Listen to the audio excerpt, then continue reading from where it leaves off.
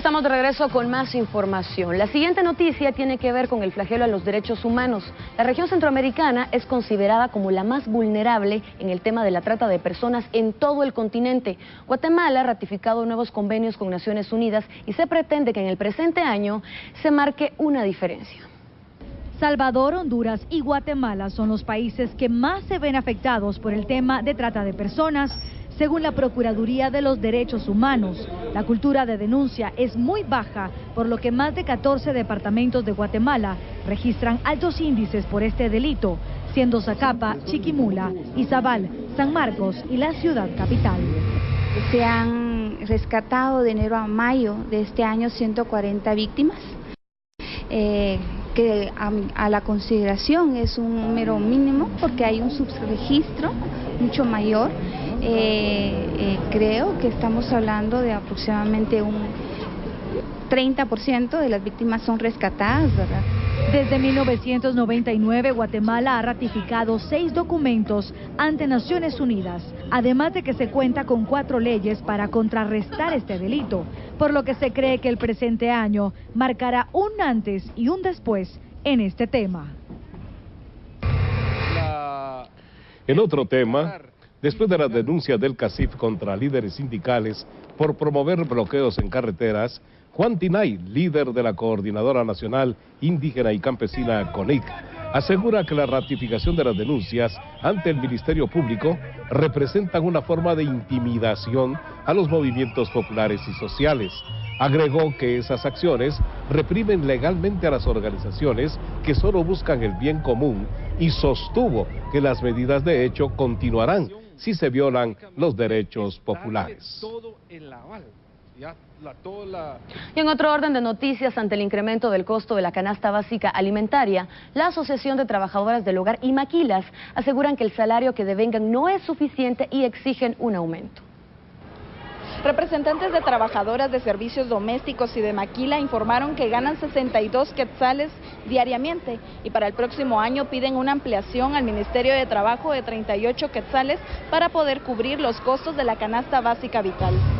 Que va a haber un salario en la capital, un salario en la parte departamental urbana y un salario en el área rural. Entonces se continuará dando la desvalorización a la mano de obra en las áreas rurales y en los departamentos, al igual que en la capital, porque una persona, por ejemplo, que trabajase aquí en un restaurante, en una cadena de restaurantes, esta persona aquí ganaría un salario, mientras que en un departamento el trabajador haría lo mismo y tendría un salario inferior. Y que la mayoría de las mujeres trabajadoras de la maquila son madres solteras. Son madres que jefean hogares, son madres que tienen a su responsabilidad la crianza de los hijos y que son madres que tienen que salir adelante con un salario, como nosotros decimos, un salario de hambre. Según la Asociación de Trabajadoras del Hogar, a domicilio y de maquila, la política salarial diferenciada, que consiste en una variación de sueldos en área metropolitana y rural, puede generar migraciones de algunos pobladores de departamentos a la capital. Por su parte, autoridades del Ministerio de Trabajo, en respuesta a las declaraciones de la Asociación de Trabajadoras del Hogar, rechazan la política salarial diferenciada. Afirman que la Comisión Nacional del Salario evaluará las condiciones del salario promedio a nivel nacional, pero las variaciones de los salarios siempre existirán, porque el 83% de la población trabaja de manera informal. Además, aseguraron que el salario mínimo mensual es de 2.074 quetzales, más 250 de bonificación, sumado a algunas otras prestaciones, dependiendo del renglón en el que se encuentren los guatemaltecos económicamente activos. Y en otro tema, continúan las acciones por parte de las fuerzas de seguridad. del Ministerio Público, en coordinación con la Policía Nacional Civil, allanaron varios locales ubicados en la zona 2 del municipio de Zaragoza, Chimaltenango.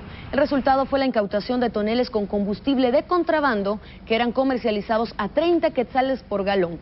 El ente investigador valoró lo incautado en más de 10,000 quetzales y se cree que se trata de una banda dedicada al contrabando que vende el producto de manera ilícita, al menos en 20 lugares de Chimaltenango, aunque de momento no se reportan capturas. Los investigadores de la policía informaron que el proceso continúa su marcha para dar con los responsables del ilícito. En otro tema informativo, el viceministro de Hospitales, Marco Vinicio Arévalo, reconoció esta tarde que la red hospitalaria sufre de sobrepoblación y falta de insumos para la atención de los pacientes. Autoridades del Ministerio de Salud Pública aceptaron este día que la red hospitalaria está en crisis. Esto por falta de mantenimiento, escaso presupuesto y falta de medicinas. El personal que atiende en los hospitales no es suficiente para atender la demanda de pacientes. La población ha crecido, estos eran hospitales que estaban calculados para una cierta cantidad de pacientes y eso ya se ha rebasado y eso nos rebasa a nosotros también. Entonces, les repito, es bien importante para nosotros fortalecer el primero y segundo nivel. El doctor Villavicencio ha sido bien claro en el hecho de que en Guatemala no hay un ministerio de salud, sino que hay un ministerio de la enfermedad. Pese a la situación, la población guatemalteca continúa visitando las instalaciones de los hospitales guatemaltecos ante la falta de recursos económicos para asistir a centros privados. El viceministro Arévalo finalizó diciendo que en poco tiempo esperan mejorar el servicio.